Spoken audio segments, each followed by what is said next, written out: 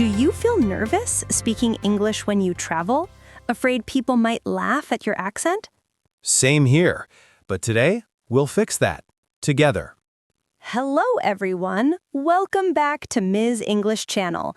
I'm Emily, and today we're taking you on a little trip in English. And I'm Paul.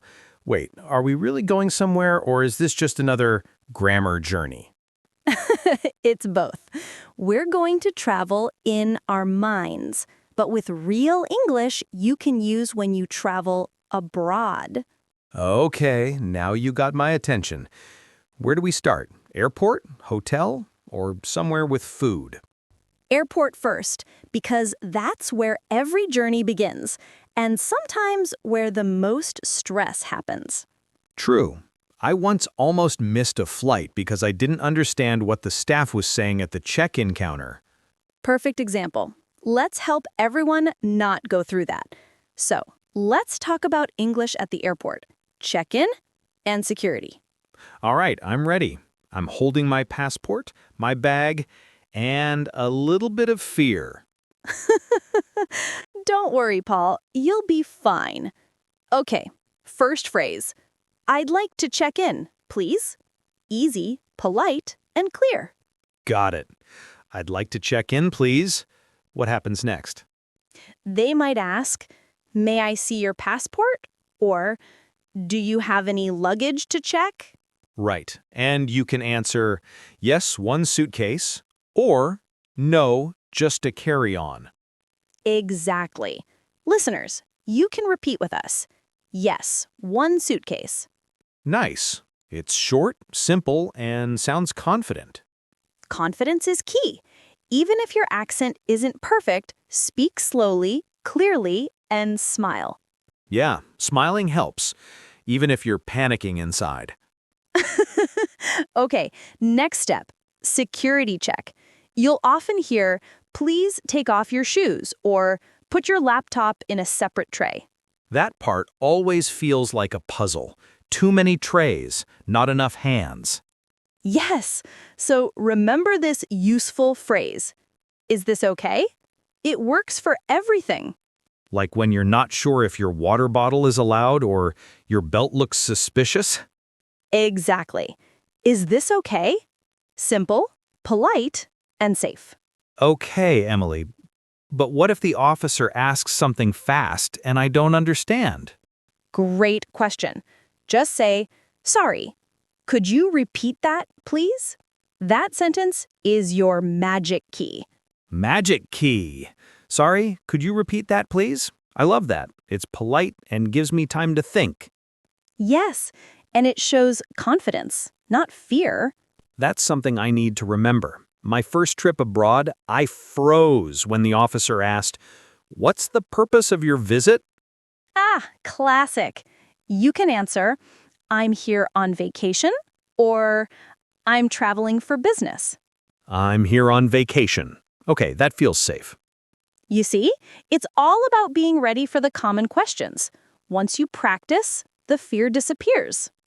And when the officer says, "Have a nice flight," I say, "Thank you, you too." Wait, but they're not flying. True, but it's okay. It happens to everyone. That's what makes language learning fun, our little mistakes. Yeah, mistakes make great stories later. Exactly. Okay, time to board the plane. You've made it through security. Now we're in part 2, on the plane. Oh boy. Tight seats, crying babies, and the flight attendant walking toward me. What do I say? Start with kindness. Always smile and say, hello. You can ask, could I have some water, please? Or, could I have a blanket, please? That's what I need when the air conditioning feels like Antarctica. Good one. You can also say, excuse me, where is my seat? Or, could you help me find 12A? Okay, that's useful. What about mealtime? They'll probably ask, chicken or pasta? Or, would you like something to drink? I always panic when they ask too fast. Then say, sorry, could you repeat that? See? Magic key again. Ah, yes, my survival sentence. Also, when you want to go to the toilet but someone is blocking your way, you can say, "Excuse me, may I pass?" I usually just smile awkwardly and hope they understand my eyes. Well, words work better, Paul. Practice that one. Excuse me, may I pass? Easy. Okay, now I can travel with confidence. Exactly. And here's another one for comfort. Could you please lower the window shade? Or, can I have some headphones, please? Perfect. And when you land, you can say, "Thank you for your service." It's polite and leaves a good impression. I like that. It feels nice to say thank you. Gratitude always makes the world softer, even on a long flight. That's true. Okay, we've landed. What's next? Next stop is the hotel. But before we unpack our bags, let's take a deep breath and smile. You made it this far, and that's progress. Yes, from check-in panic to airplane confidence. That's a win for today's lesson. Exactly. You're improving just by listening. Even one new phrase is a step forward. So friends, repeat with us. I'd like to check in, please. And could you repeat that, please? Those are your magic travel keys. Keep them safe in your English backpack. I love that. The English backpack. So, are we ready for hotel adventures in the next part? Absolutely. Let's check in together and maybe order room service later. Deal, but only if I can ask for extra towels in English. You'll learn that next. Ready? All right, everyone. Welcome to part 2 of our travel journey. You've arrived at your destination. It's time to check in at the hotel. Finally! After a long flight, I just want a shower, a bed, and maybe 10 hours of sleep. I know the feeling, but first we need to talk to the hotel receptionist. Okay, so what's the first thing I say? Start with a friendly greeting. Good evening. I have a reservation under Paul Miller. Got it. Good evening. I have a reservation under Paul Miller. That sounds so polite. Yes, polite and clear. If you don't have a reservation, you can say, "Do you have any rooms available tonight?" That's useful. And if I booked online, maybe I can say, I booked a room online. Perfect. You're learning fast. I'm trying. But what if the receptionist asks too many questions? No worries. You'll often hear things like, "Could I see your passport?" or "How many nights will you stay?" So I can answer 3 nights or just 1 night, please. Easy. Exactly. Now, here's a common phrase. Could I have a room with a window? Or with a double bed? Or with a nice view. I always want a view. Laughing, same here. And when they give you your key card, they'll say, "Your room is on the 3rd floor." And I can say, thank you. Where is the elevator? Yes, great question. Where is the elevator? Or, could you show me the way to my room? That's very polite. I think hotel English is easier than airport English. Maybe, but it's also where you can practice small talk. Try saying, "The hotel looks beautiful," or "Thank you for your help." Nice. It's a good way to sound friendly. Exactly. Okay, now let's imagine you're in your room and something goes wrong. Oh no, the air conditioner stops working. Yes, so you call the front desk and say, "Hello, the air conditioner isn't working." Or there's no hot water. Exactly. Then you can add, "Could you send someone to fix it, please?" That's very polite. Could you send someone to fix it, please? Perfect. And if you need something, say, "Could I have an extra towel?" Or, "Can I get more shampoo, please?" I always forget that one. I usually just point at the empty bottle. Laughing. Words are better, Paul. Try to practice speaking instead of pointing. You're right. Could I have an extra towel, please? That's easy and respectful. Exactly. And if you want to go out but need help, you can ask, could you recommend a good restaurant nearby? Oh, I love that phrase. It's like a magic door to local food. Yes. And sometimes the staff loves to share their favorite spots. Okay, let's try a quick practice for our listeners. Good idea. Everyone listening, repeat after us. I have a reservation under. Paul Miller. Could you send someone to fix it, please? Could you recommend a good restaurant nearby? Wonderful. Each phrase you learn is like collecting keys. The more you have, the more doors open. That's beautiful, Emily, and so true. Thank you. Now, before we move to our next adventure, let's do a quick vocabulary spotlight. Ooh, my favorite part. Phrase 1, check in. It means the process of arriving and confirming your stay. A synonym is register. Example, I'm checking in at the hotel now. Nice. Phrase 2, reservation. It means booking something in advance. Example, do you have a reservation? And phrase 3, front desk. The place where guests ask for help. Example, call the front desk if you need anything. That's great. Easy and practical. Now, one more travel tip. When you speak English abroad, people may have different accents. Don't worry if you don't understand every word. Yes. Just say, sorry, could you say that again? No shame, no fear. Exactly. Learning a language is not about being perfect. It's about being brave. That's what I love about this channel. We learn English and courage. Thank you, Paul. And thank you, everyone listening. You're doing great. Okay, what's next?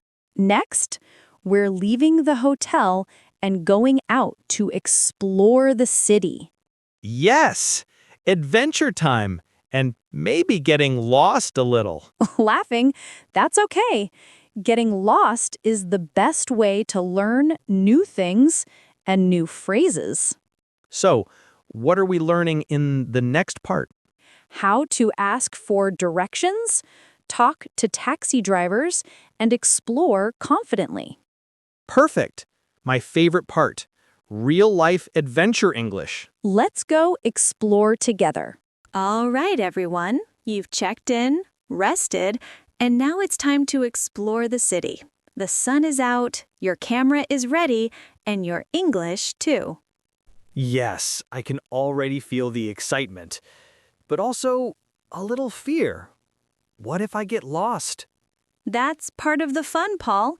Getting lost means new experiences and new phrases to practice. Okay, I'll try to see it that way. So, what's the first phrase I need? Start simple. Excuse me, could you tell me how to get to? Then add your destination. For example, excuse me, could you tell me how to get to the train station? Perfect. It's polite and natural. You can also say, is it far from here? Or how long does it take to walk? Nice. I like that one. How long does it take to walk? Sounds useful when you don't want to walk too much. Or when you're carrying too many souvenirs. Exactly. And what if someone gives directions too fast? Good question. Just say, could you say that more slowly, please? Ah, my lifesaver sentence again. Could you say that more slowly, please? Yes. And here's another phrase. Which way is, for example, which way is the museum? Got it. Which way is the museum? That's short and easy. Now, sometimes people use hand gestures. instead of words. That's okay. Just listen and smile. Yeah, sometimes kindness is more helpful than grammar. Exactly. And if you need a taxi, you can say, "Excuse me, where can I get a taxi?" Or, "Could you call a taxi for me, please?" Okay, that's very helpful. But what about inside the taxi? Good point. You can say, "Please take me to this address," and show the driver your phone. Please take me to this address. Simple and polite. Yes. And if you want to make small talk, you can ask, "Is traffic always this bad?" That's me every time I visit a new city. It's also a friendly way to practice speaking without pressure. What about paying? How do I say it naturally? You can ask, "How much is it?" Or, "Can I pay by card?" Perfect. I always need that one. Can I pay by card? Exactly. And when you arrive, always say, "Thank you very much." Yes. Gratitude is the international language. Beautifully said. Now, let's add a few more travel phrases for exploring. Okay, I'm ready.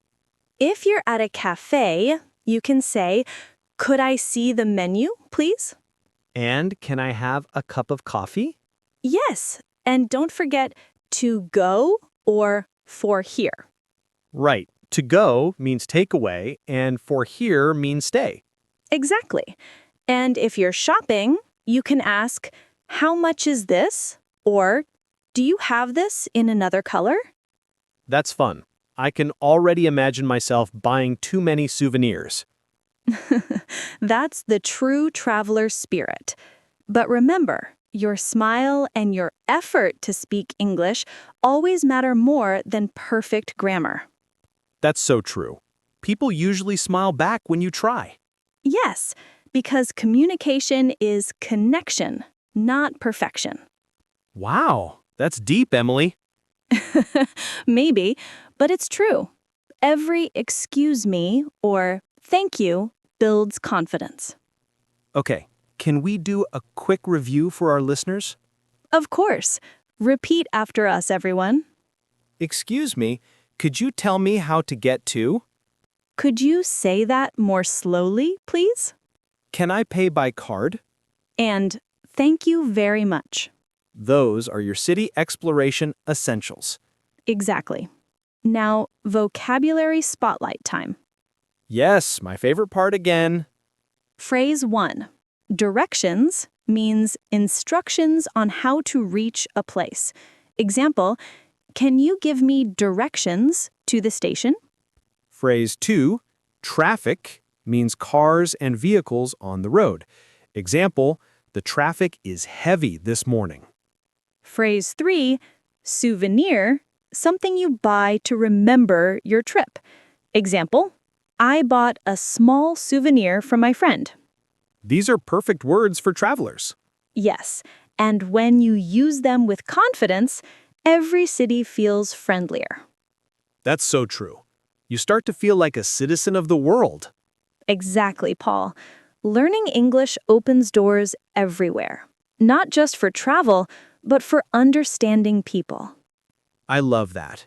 You meet new faces, hear new stories, and suddenly the world feels smaller and kinder. That's what language does. It connects hearts. So beautiful, Emily. Thank you. And thank you to everyone listening. You're growing with every word you learn. All right, what's next in our adventure? We're coming to our final stop, a little reflection on the journey and how learning English for travel can change how you see the world. Can't wait. It's been such a warm journey so far.